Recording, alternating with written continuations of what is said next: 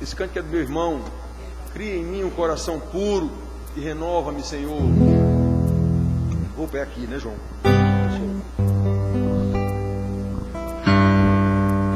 Vamos lá, menino.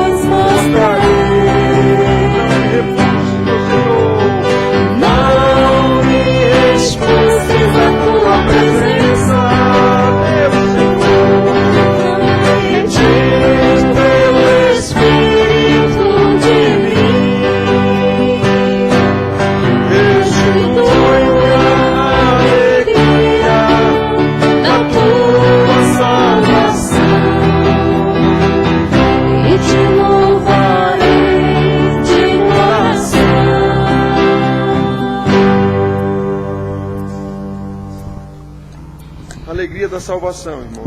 No Salmo, no caso do salmista aí, Deus retirava o espírito realmente naquela ocasião, como retirou de Sansão, como retirou de Davi, como é de Saul. Então o espírito era dado por medida naquela ocasião. Quando Jesus mandou, não, já foi derramado sobre todos os crentes. Então hoje não acontece mais isso, de Deus me tirar o espírito, mas tira a alegria da salvação. Quando o irmão vai perdendo a alegria da salvação, ele vai se esquivando da igreja, ele começa a se afastar, vai se afastando, vai se afastando. Se ele encontra um irmão, ele vê que é um irmão na rua, ele dobra uma esquina, porque ele não quer nem encontrar o irmão para conversar. É assim que acontece. E sabe quem faz isso? Deus.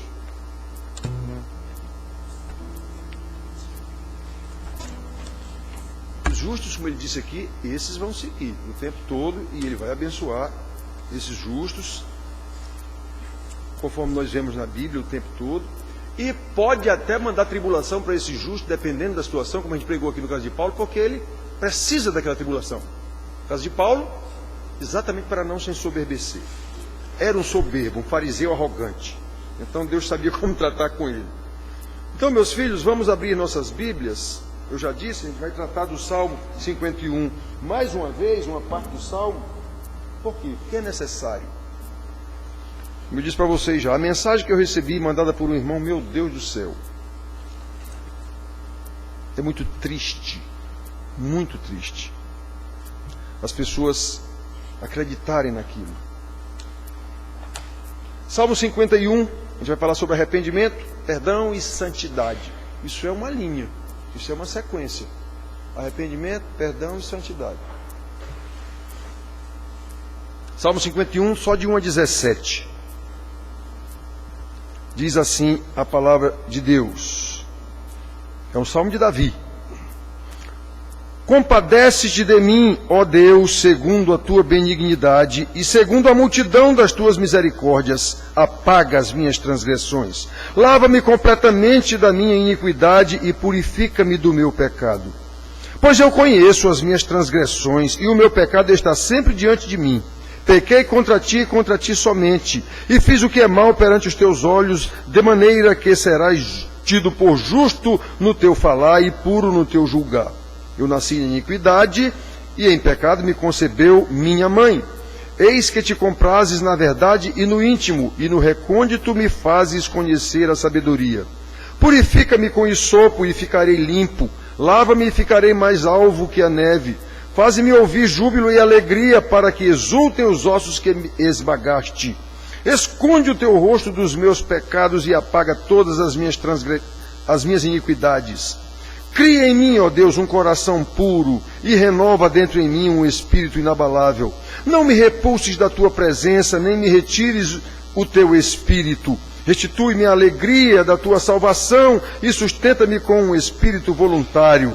Então ensinarei aos transgressores os teus caminhos e os pecadores se converterão a ti. Livra-me dos crimes de sangue, ó Deus, Deus da minha salvação, e a minha língua exaltará a tua justiça.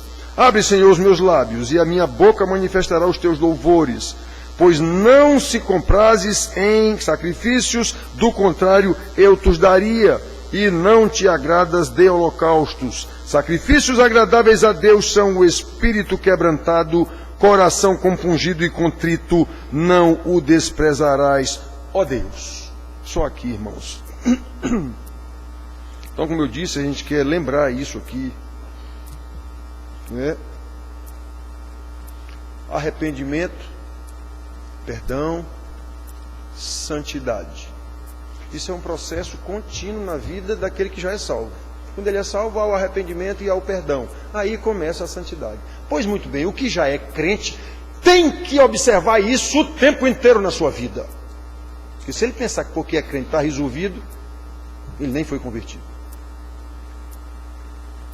Então, irmãos, quem não sente o temor, como nós lemos o salmo aqui, eu vou te ensinar o temor de Deus.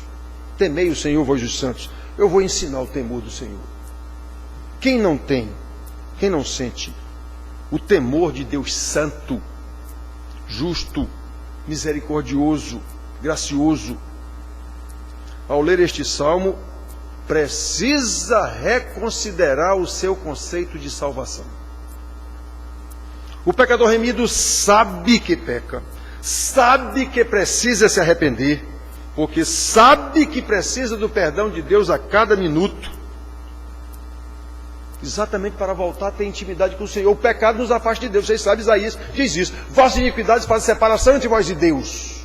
Então, quando eu peco, Deus se afasta de mim automaticamente. Aliás, eu me afasto dele. Lembra de Adão?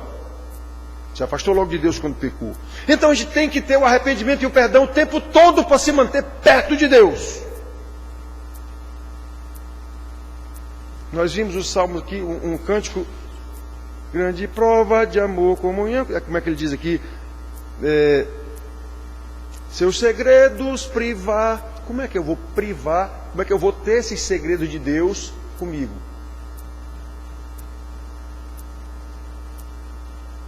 O Salmo 25, versículo 14 diz isso. A intimidade do Senhor é para os que o temem, aos quais Ele dará a conhecer a sua aliança. É isso, meus filhos, seus segredos privar. Grande prova de amor, comunhão no Senhor, tem o crente zeloso e fiel. O seu rosto mirar, seus segredos privar, é consolo que não tem igual. Eu conheço os segredos de Deus, Ele se revela para mim. Onde? Aqui, ó, na sua palavra. Então, meus filhos, prestem atenção a isso. O crente sabe, o verdadeiro crente, ele sabe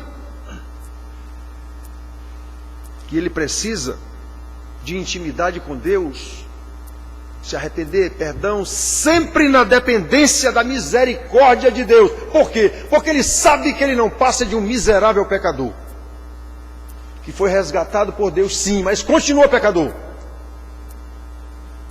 Se ele não souber disso, está complicado, ele não foi convertido. Infelizmente, irmãos, como eu tenho insistido em chamar a atenção de vocês aqui, em nossos dias, o arrependimento raramente é mencionado em evangelismo, em discipulado e em aconselhamento pastoral. Até mesmo nos cursos formais, eu já fiz não sei quantos cursos formais de teologia.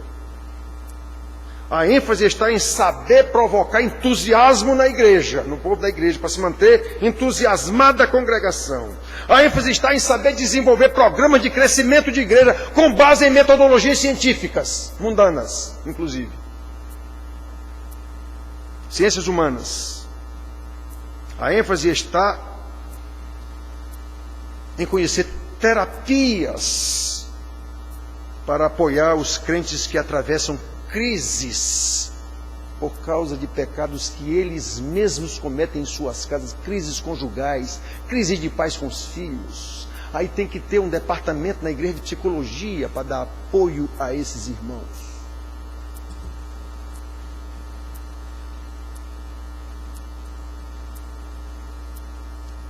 Em todos os casos aqui, sem confrontar ninguém com o seu pecado. Se não há confrontação ao pecado, obviamente também não há chamado ao arrependimento para se voltarem para Deus. Isso está errado. E isso é a igreja dos nossos dias, qualquer uma, com raríssimas exceções. Irmãos, o nosso Deus é santo. O nosso Deus que nos elegeu é santo. O nosso Deus que nos chamou é santo. O nosso Deus que nos justificou é santo. E por isso Ele nos santifica para que andemos nos seus passos, para que sejamos santos como Ele é santo. Não pode ser diferente disso. Igreja que não trabalha isso o tempo todo, pastor que não trabalha isso o tempo todo, é um falso pastor de uma falsa igreja cheia de falsos crentes.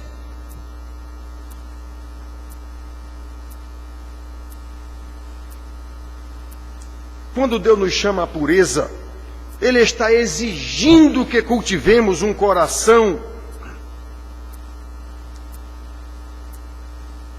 que tem verdadeira repulsa pelo pecado, como Deus também tem. Através do profeta Amós, Deus ordena: odiai o pecado e amai o bem.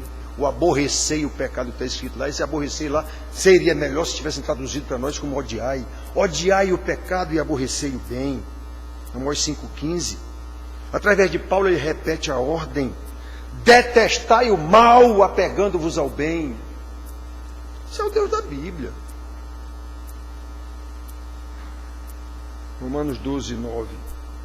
Presta atenção, irmãos, a exigência de Deus para que sejamos como Ele, santo, requer que também odiemos o mal, começando pelo mal que encontramos dentro de nós. Todos nós somos pecadores e sabemos disso. Se não souber, está complicada a nossa vida.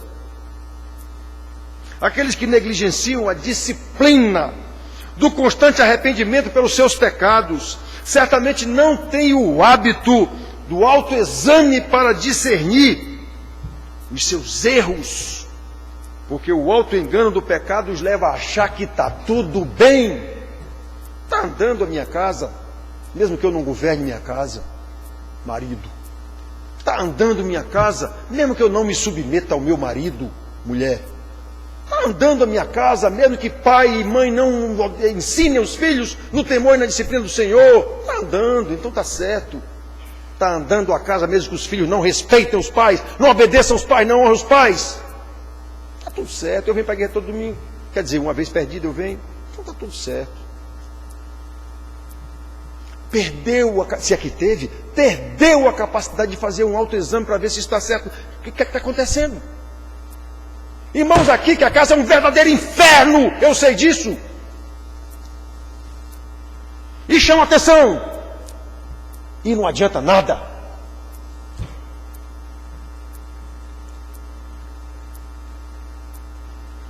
Então, irmãos, o auto-engano do pecado leva essas pessoas a dizer, não, tá dando para ir, tá dando para ir, tá dando para ir. Como se Deus fechasse os olhos para as falhas morais que há na casa, no relacionamento, o que é um insulto à santidade de Deus. Deus vai se vingar. Ele diz na Bíblia, eu vou me vingar.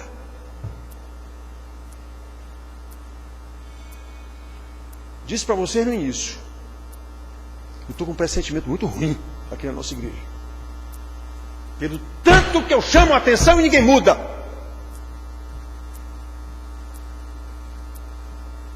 Esse Salmo 51, irmãos, nos mostra, a partir da experiência de Davi, o tipo de arrependimento que vem de dentro, pelo conhecimento de Deus, pelo conhecimento do homem pecador, pelo conhecimento do pecado que habita em nós, e nós sabemos disso. E vemos aqui em Davi, no mesmo Salmo, o exemplo de restauração. Por isso a gente vai examinar, eu já disse, já vi esse Salmo aqui outras vezes, nas aulas principalmente. Vamos examinar mais uma vez esse pedacinho que nós lemos aqui, para aprender com Davi. Um pecador como nós, ele não era melhor do que nenhum de nós aqui. Embora a igreja tenha uma espécie de idolatria por Davi, não era, ele era um pecador que nem nós. Já disse a vocês aqui, o servo dele lá, Urias, a quem ele traiu, era muito mais nobre do que ele, muito mais leal do que ele, muito mais.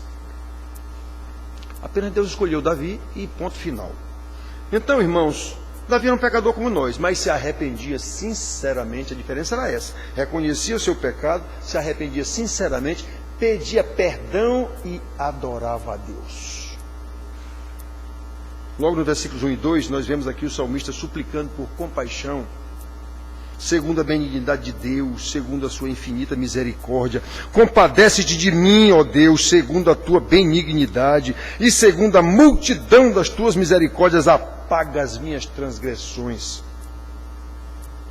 Então, irmãos, nós podemos ver que essa atitude do salmista aqui revela conhecimento de Deus, conhecimento da aliança de Deus, a multidão das tuas misericórdias com o seu povo. Davi apela para a benignidade, para a misericórdia de Deus que se renova a cada dia, porque ele conhecia a aliança de Deus. Ele sabia da fidelidade de Deus à sua aliança. Olha a importância da gente conhecer a Deus, irmãos. Faz 17 anos que eu ensino a vocês aqui, feito um desesperado para ensinar.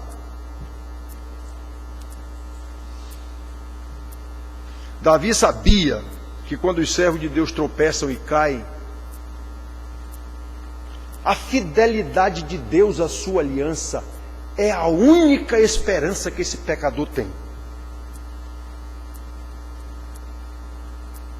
Um pecador que sabe quem é Deus, como Davi, ele sabe que quando tropeça, a única esperança que ele tem é na fidelidade de Deus à sua aliança. Deus vai me levantar. Se ele achar que pode levantar sozinho, não sabe quem é Deus, nem sabe quem ele é. Por isso, irmãos, como Davi, nós precisamos conhecer o nosso Deus, precisamos conhecer a sua palavra, precisamos saber que todo relacionamento no âmbito da aliança é graça de Deus. Eu não sou bam, eu não sou bom de nada. Todo relacionamento da aliança é graça de Deus. É Ele quem elege na eternidade, é Ele quem chama no tempo oportuno, e aquele chamado é Ele quem santifica para o dia da glorificação. É Ele mesmo quem sustenta aqueles que Ele incluiu na sua aliança. É Ele mesmo, por fidelidade a Ele mesmo. Não é por fidelidade a nós, não. Por fidelidade à palavra dEle. Nós sabemos que, mesmo sendo santos de Deus, eleitos, salvos, continuamos pecadores. Nós sabemos disso. E nós sabemos que só podemos chegar à presença de Deus mediante o perdão dos nossos constantes pecados. Pedro chega a dizer que no caso de marido e mulher brigando, é melhor vocês se resolverem aí, porque senão nem as orações de vocês não servem para nada.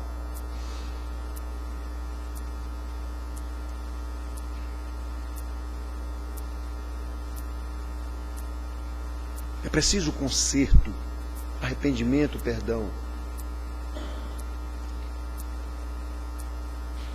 Como está na moda hoje, aliás, hoje eu perguntei para o ChatGPT o que é arrependimento. Não me convenceu a resposta dele. Ele disse que arrependimento era remorso. Eu digo, epa, não. Aí eu questionei lá, não, arrependimento não é remorso, coisa nenhuma. Aí ele deu um bocado de explicação filosófica, não me convenceu de novo, seu ChatGPT sabidão. Bom, mas essa é a novidade de hoje, né? Para quem não sabe, o ChatGPT é o computador da inteligência artificial que responde o que você perguntar, qualquer coisa. Muito bem. Então, e responde como se fosse uma pessoa. A resposta dele lá, você jura que é uma pessoa que está respondendo aquilo. Não é um computador. Então, irmãos, olha só. Nós sabemos dessas coisas. Nós sabemos que só podemos chegar à presença de Deus mediante o perdão. Por quê? Porque o pecado nos afasta de Deus. E nós sabemos que, segundo a aliança, o arrependimento é condição colocada pelo próprio Deus na sua aliança. Então não tem como ser diferente. É a aliança de Deus, é a palavra de Deus. Não há perdão sem arrependimento. Foi Ele quem decidiu isso. Então no versículo 3 e 6, na sequência aqui, o homem diz: pois eu conheço as minhas transgressões, e o meu pecado está sempre diante de mim. Pequei contra ti somente, e fiz o que é mal perante os teus olhos, de maneira que serás tido por justo no teu falar, e puro no teu julgar. Eu nasci na iniquidade, e em pecado me concebeu minha mãe. Eis que te comprazes na verdade no íntimo, e no recôndito me fazes conhecer a sabedoria. Então, olha, o homem sabia do seu pecado. Quando ele dizia que pequei contra ti somente, foi não, ele pecou contra Urias, pecou contra a mulher de Urias, pecou contra Israel inteiro, mentindo. Mas acontece que ele sabia que o pecado, na verdade, era um pecado contra Deus. Que nem José sabia lá com a mulher lá de Potifar. Cometeria eu tamanho pecado contra o meu Deus? Quer dizer, o pecado que ele ia cometer era contra o chefe dele lá, que a mulher queria trair. Mas, então Davi, quando ele pequei contra Deus somente, é porque ele sabe, ele pecou contra Israel inteiro. Em especial contra Batseba e Urias, que ele mandou matar, o marido da mulher. Mas aqui ele está sabendo que o pecado é com Deus. Primeiro, o pecado é com Deus. Então, quando você diz, eu não gosto da pregação do pastor Juarez, eu vou embora daqui, seu problema não é comigo, não. É com Deus. Não é comigo, não. É com Deus.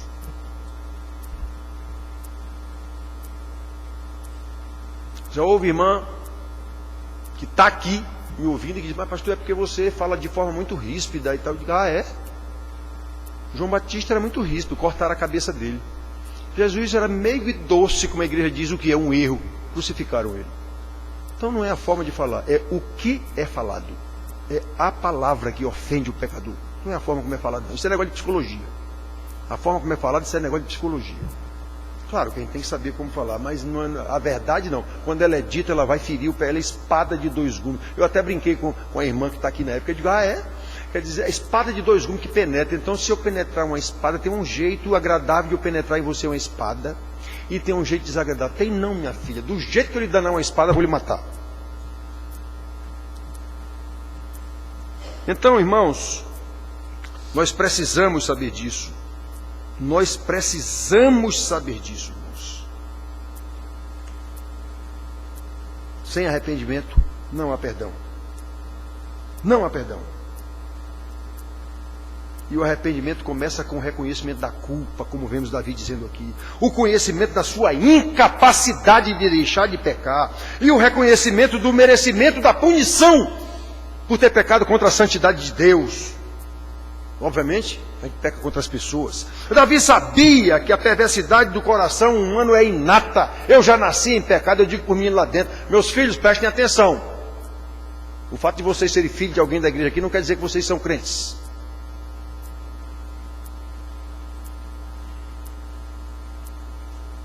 E se vocês querem saber, se os meninos têm coragem de dizer para vocês ou não, não sei, mas eu digo para eles.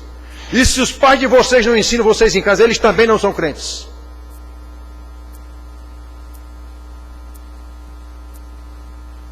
estão criando vocês enganados, pensando que são crentes também.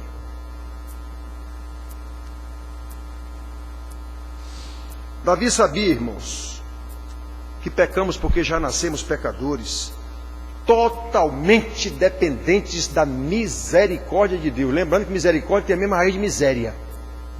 Nós somos miseráveis pecadores, por isso precisamos da misericórdia de Deus. Os irmãos nem sabem, quando diz Senhor, tenha misericórdia de mim, ele nem sabe o que está dizendo, eu sou miserável. Pois é. Sem arrependimento não há perdão, irmãos. Por isso, nos versículos 7 a 9, vemos o salmista clamando por perdão, clamando por purificação da anulação da sua culpa. 7 a 9.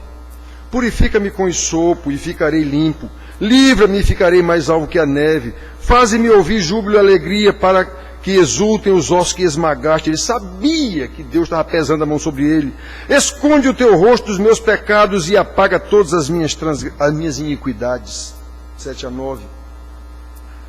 Esse clamor, irmão, nos mostra a compreensão de que o pecado, aliás, o perdão, é uma dádiva de Deus e que só o perdão é capaz de restaurar a alegria da salvação e o restabelecimento da nossa intimidade com Deus. Só o perdão é capaz. Quando conhecemos o nosso Deus, como Davi conhecia, eu quando leio os salmos aqui, é sério, eu digo para vocês, digo, meu Deus, como eu estou distante desse homem, do conhecimento que ele tinha do meu Senhor. Como eu estou distante de ter essa intimidade que esse homem tinha com o meu Senhor. É sério, eu fico até triste quando eu fico estudando, e como eu estou distante, meu Senhor. Então, quando nós conhecemos esse Senhor que Davi conhecia, na verdade, já disse para você, a nossa cultura, a gente não sabe nem o que quer dizer a palavra Senhor. A gente acha que é apenas um pronome de tratamento. Não é. Eu expliquei para vocês várias vezes isso aqui. No caso aqui, Senhor, ele era o dono. Um rei era dono de todo mundo que estivesse no perímetro do reinado dele. Ele era dono, que nem Davi. A mulher do homem, eu quero a mulher dele. Traga, pronto, acabou essa conversa. Ele era dono da vida e da morte de quem estivesse dentro do seu perímetro urbano, do seu reinado. Ele era dono. É isso que é Senhor. A gente não tem noção disso. Aqui no Brasil a gente não tem noção disso. Então, irmãos, olha só, mas Davi sabia. Então ele sabia perfeitamente. E nós precisamos saber também que quando nós pecamos contra a santidade de Deus. Aí um crente sabe, quando ele comete o pecado, ele sabe o peso do pecado. Ele sabe o peso da culpa por ter pecado contra a santidade do meu Senhor. E isso deve nos deixar arrasados, esmagados, que nem Davi está dizendo aqui, os ossos que tu esmagaste, esmagado por ter falhado diante do nosso Senhor. Como quem fracassou na missão de glorificá-lo. Ele me salvou, foi para isso. Foi para glorificá-lo, foi para adorá-lo, foi para testemunhar essa salvação. Eu pequei, eu falhei. Miserável, como Paulo dizia, miserável que sou, desventurado que sou. O que é para fazer eu não faço, o que não é para fazer eu faço. Eu até conheço a lei, como ele dizia. Romanos 7. Então, irmãos, como Davi, é assim que devemos nos sentir cada vez que pecamos contra o nosso Senhor. E da mesma forma, como Davi, arrependidos, clamar por restauração. Oh meu Senhor, tem misericórdia de mim. Sabendo que todo esse processo faz parte da aliança de Deus. Por isso, no versículo 10 a 12, na sequência aqui, ele pede, cria em mim, meu Senhor, um coração puro, e renova dentro de mim um espírito inabalável. Não me repulses da tua presença, nem me retires o teu espírito. Restitui-me a alegria da tua salvação e sustenta-me com um espírito voluntário. Por que eu não tenho mais alegria nem para vir para a igreja? De preferência eu nem viria. Às vezes eu venho só ainda porque tem alguma consideração com o pastor. Complicado, irmãos. Está faltando a alegria da salvação. Sabe por quê? por causa de pecado não reconhecido, não confessado e não perdoado.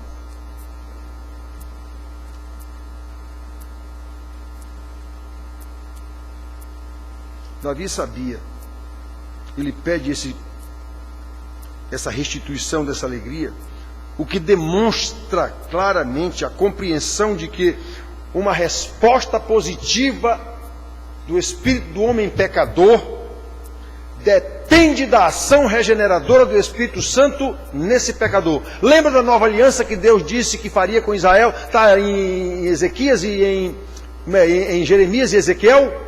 Tirarei o coração de pedra, farei uma nova aliança com o meu povo. Tirarei o coração de pedra, colocarei o coração de carne. Tirarei o espírito, colocarei o meu espírito e colocarei também o meu temor, para que andem de acordo com os meus estatutos.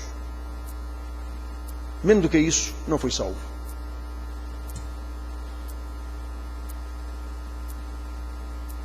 Depende de uma ação regenerativa do Espírito Santo de Deus nos filhos. Isso faz parte da aliança de Deus. Prestem atenção, irmãos. Onde não há evidência de um coração puro, onde não há evidência de um coração que odeia o pecado, onde não há evidência de um coração que reflete ou busca refletir a pureza, a santidade de Deus, como ele pede aqui, um espírito inabalável, onde não há evidência desse espírito inabalável, quebrantável, voluntário, como ele diz, disposto a obedecer e a honrar a Deus, está complicado. Pode ser pastor, pode ser o que for, não é convertido. E como é que a gente reconhece isso? Não tem capacidade de resistir às tentações do pecado, não demonstra arrependimento pelos pecados que cometeu,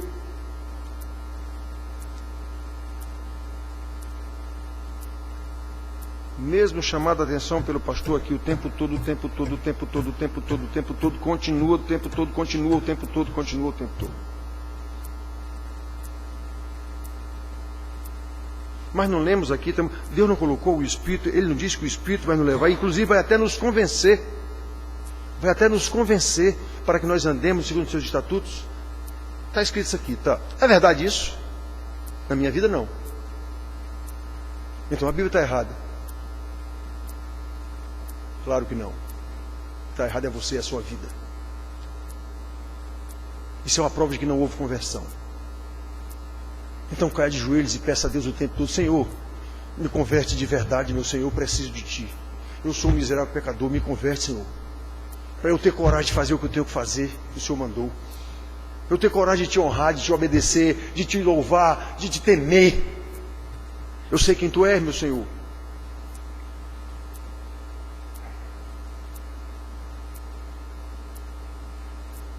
Irmão, somente um coração puro, como ele diz aqui, cria em mim um coração puro, e um espírito voluntário, renovados pelo próprio Espírito de Deus. Somente as pessoas que estão assim estarão dispostas a obedecer e a honrar a Deus, como nós lemos aqui no versículo. Vinde, filhos, e escutai-me, e eu vos ensinarei o temor de Deus. Temor de Deus implica obrigatoriamente obediência. Honra a Deus. Para obedecer, repito, eu tenho que saber o que é que Ele quer. Para saber o que é que Ele quer, eu tenho que estudar a Sua palavra, não tem outro lugar. Irmãos queridos, como nós precisamos saber e considerar essas coisas o tempo todo. É isso como diz lá no Salmo 1, bem-aventurado é aquele que medita dia e noite na palavra do Senhor. É isso que diz o Salmo 119, versículo 11: guardo no meu coração as tuas palavras para não pecar contra ti. É isso que quer dizer meditar na palavra de Deus, ficar lembrando a palavra de Deus o tempo todo para fazer o que é que Deus quer que eu faça. A gente até usa esse verbo meditar de forma errada. Vamos fazer uma breve meditação na palavra de Deus. Você vai dar uma explicação na palavra de Deus, não é meditação coisa nenhuma. Meditar é eu saber a palavra e ficar lembrando dela o tempo todo. É isso que é meditar. Então, meus filhos, por fim, podemos ver nos versículos 13 a 17 A atitude natural de quem é perdoado. A atitude natural de quem é regenerado. A atitude natural de quem é reconciliado com Deus, que é a disposição em obedecê-lo, a disposição em servi-lo, demonstrando as maravilhas que Deus fez na sua vida, que não há uma maravilha maior do que a salvação de um pecador. Eu tenho dito para vocês aqui, a conversão de um pecador é semelhante à criação do mundo lá, do universo. Haja luz. Aliás, Paulo diz isso aos Coríntios, que vai resplandecer no nosso coração a glória, assim como o haja luz lá, vai resplandecer no nosso coração a glória do Evangelho de Cristo. O poder para converter um pecador é o mesmo poder que ressuscitou o Senhor Jesus dentre os mortos e o fez subir ao céu. Está lá em Efésios. O poder de um pecador convertido é tão grande que os anjos fazem festa lá no céu cada vez que um pecador se converte. Os anjos não fazem festa lá no céu no aniversário de Jesus, não. Que nem a igreja inventou o Natal. Isso não existe, não. Isso é coisa social, secular. Os anjos não festejam o aniversário de Jesus lá no céu, não. Isso é leseira criada pela igreja. Eles festejam quando um pecador se arrepende. Irmãos, Jesus disse que adianta o homem ganhar o mundo e perder a sua alma. Ou seja, a sua salvação vale mais do que o mundo todo. A gente tem noção disso? Sou crente, vou para a igreja, está tudo resolvido.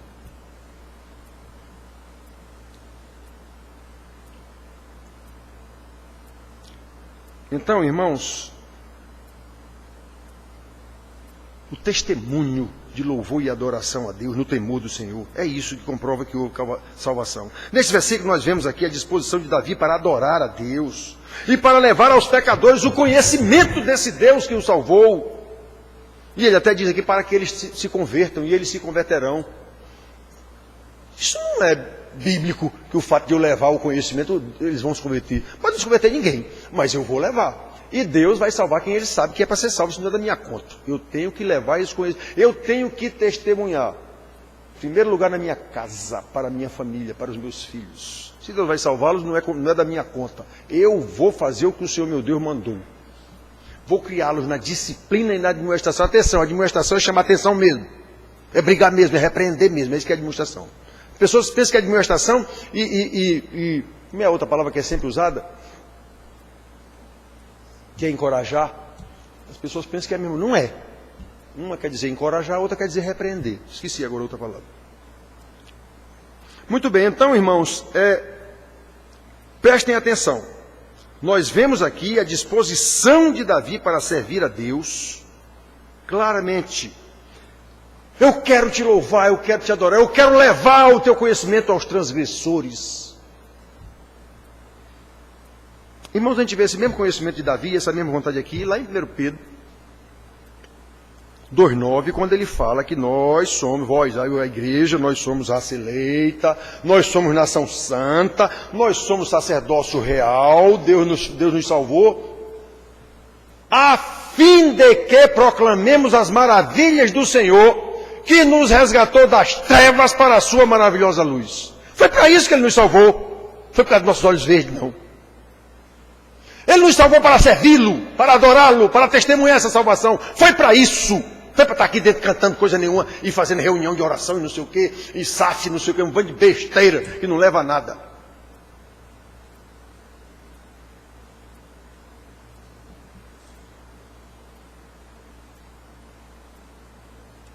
Quem é que se preocupa com algum irmão aqui? Vocês sabem disso, eu chamo a atenção disso sempre aqui.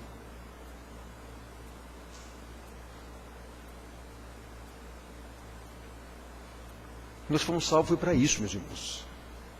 Foi para servir. Foi para servir. Segundo as Escrituras, Deus nos salvou para sermos santos. E os santos são salvos para servir, para celebrar, para compartilhar o que Deus lhes tem dado. Tudo que eu recebi foi pela graça de Deus, é por isso que eu tenho que contribuir exatamente na medida da graça que eu recebi. E quanto é isso, pastor? Deus mesmo já decidiu isso na Bíblia, está resolvido lá quanto é que eu tenho que contribuir. Se for dízimo, é obrigação, não é papo furado, não. Se você é crente, você sabe que isso aqui é de Deus, não é meu, é de Deus. Oferta não, eu dou segundo o meu coração, como está escrito na Bíblia. Até isso está tudo registrado na Bíblia. Não tem conversa, meu amigo. Ou você obedece ou não obedece, ou você é salvo ou não é salvo. Não tem conversa, não. Você não recebeu, pela graça de Deus, a capacidade para trabalhar, ou o que for, tudo não foi graça de Deus. Eu já disse, a graça, tudo está no pacote da aliança. Então pronto, se eu sou salvo, pela fidelidade do meu Deus, eu vou reproduzir essa fidelidade. E o próprio Senhor Jesus disse, quem é fiel no pouco é fiel no muito, quem é infiel no pouco é infiel no muito. Quem disse isso foi Jesus, então você quer saber mais que Ele é? Então não tem jeito. Então nós fomos salvos, foi para servir, foi para obedecer, foi para fazer o que o Senhor mandou.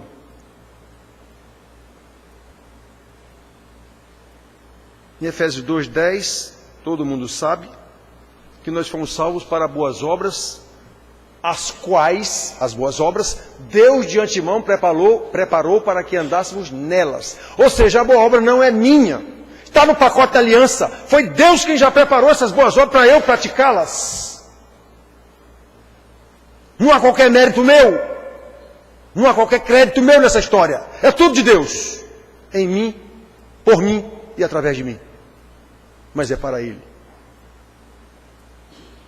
Nós precisamos saber disso.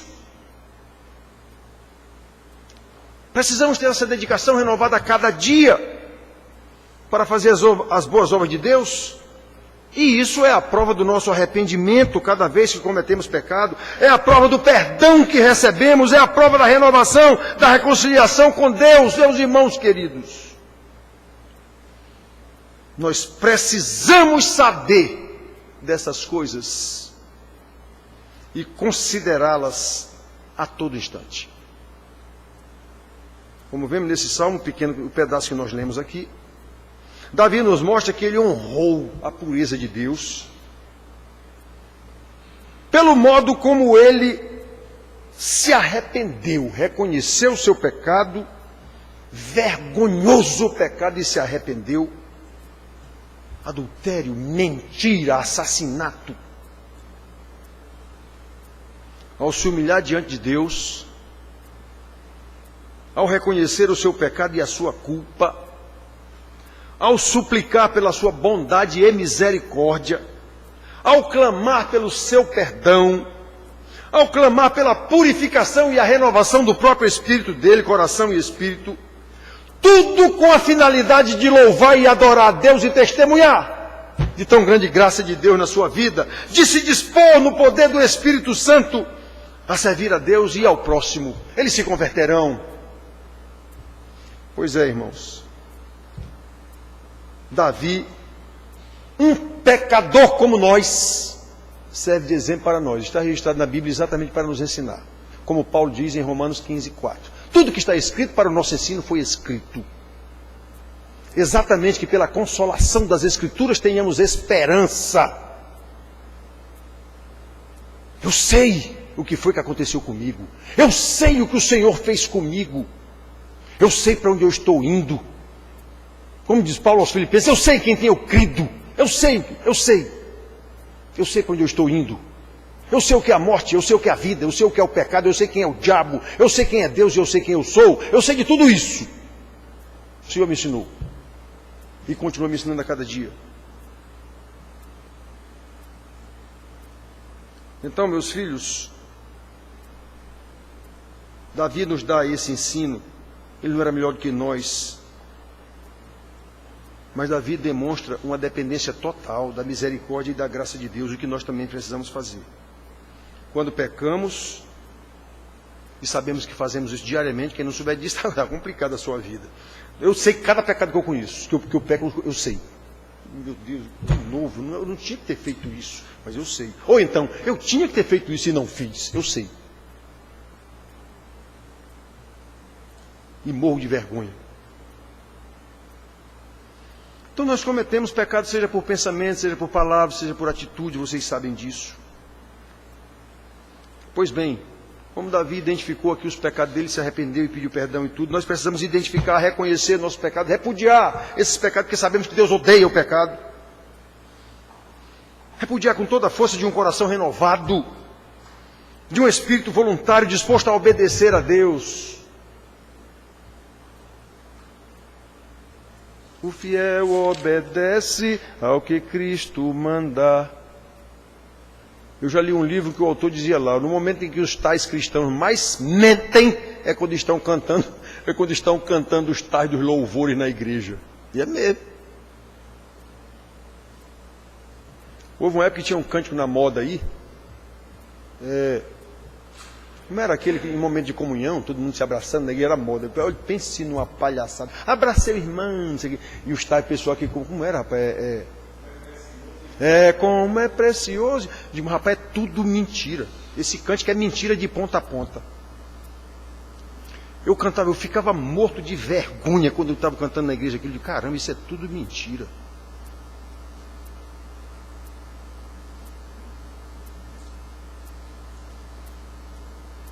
Muito bem, meus filhos, vamos concluir. Arrependimento, perdão e santidade são dádivas que se autoalimentam.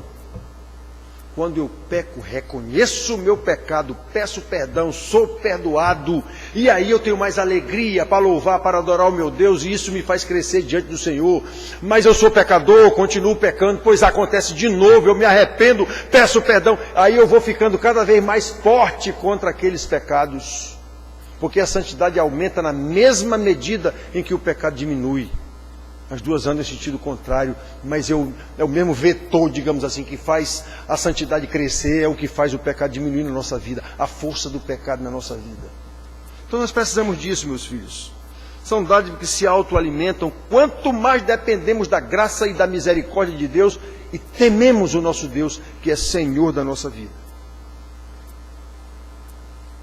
Enfim, irmãos, aprendemos neste salmo, no pouco que nós lemos aqui, toda vez que nos arrependemos dos nossos pecados, somos perdoados e passamos pelo mesmo processo que Davi passou. Davi não era melhor do que nós, nem nós piores do que ele. Passamos pelo mesmo processo que ele passou, irmãos, nos tornando cada vez mais santos. E quanto mais santificados, mais fortalecidos ficamos para repudiar o pecado que nos assedia a cada instante. Vivemos num mundo inteiro que jaz no maligno. Para onde a gente for. Aí quando a gente não tem cuidado, esse maligno está instalado dentro da nossa casa e dentro da nossa igreja. Quando não conhecemos o nosso Deus e não tememos o nosso Deus. Então, quanto mais santos, mais capacitados a gente está a repudiar e a recusar o pecado. Recusar, inclusive, pregação bonita. Irmãos, eu vejo na televisão que mandaram para mim, meu Deus do céu. Eu vejo a televisão, de vez em quando eu fico passando de caramba, o cara está falando a palavra de Deus de uma forma belíssima, mas é mentira. O que ele está dizendo aí é mentira. A forma como ele está dizendo aí é mentira. Ele está enganando os pecadores, a todo mundo ficar muito confortável com o seu pecado. Deus vai resolver meus problemas. Então, irmão, nós ficamos fortes para resistir aos pecados, para glorificar a Deus com nossas vidas, ao mesmo tempo em que testemunhamos com a nossa vida, com as nossas atitudes, com as nossas palavras, a maravilhosa salvação que recebemos, o maravilhoso poder que há na nossa vida. Eu sou o melhor funcionário da minha empresa, eu sou o melhor professor da minha universidade, eu sou o melhor aluno da minha turma. Por quê? Porque você se esforça. Porque você sabe que tem um nome a zelar. Que nome? Do papai? Também. Mas é o nome do meu Senhor primeiro. É o nome do meu Senhor. Eu tenho que zelar por esse nome. Interessante. Se a gente fosse tipo o secretário do governador, do prefeito, a gente era todo orgulhoso. Eu sou secretário pessoal do governador do não sei o quê. Oh, pronto, embaixador do Brasil, não sei onde pensa, embaixador do Brasil. Grande porcaria. Então eu sou embaixador do reino de Deus. Irmão, vocês sabem o que é isso? Nós somos chamados de embaixadores do reino de Deus. Porque embaixador é aquele que fala do reino. Ele não pode falar o que ele quer, ele tem que falar o que o reino disse que é para ele falar. Pois é, irmãos. Já pensaram o que é isso? Então, quanto mais santificados, a gente mais capacitado está para reconhecer o nosso pecado, pedir perdão desse pecado, ser perdoado e glorificar a Deus por isso, engrandecer a Deus à medida que a gente cresce e dar testemunho disso o tempo todo. Dar testemunho disso o tempo todo. Para que Ele mesmo, pelo seu poder, conforme a sua aliança que é eterna, acrescente a cada dia os que vão sendo salvos, tudo para louvor da sua glória. Amém.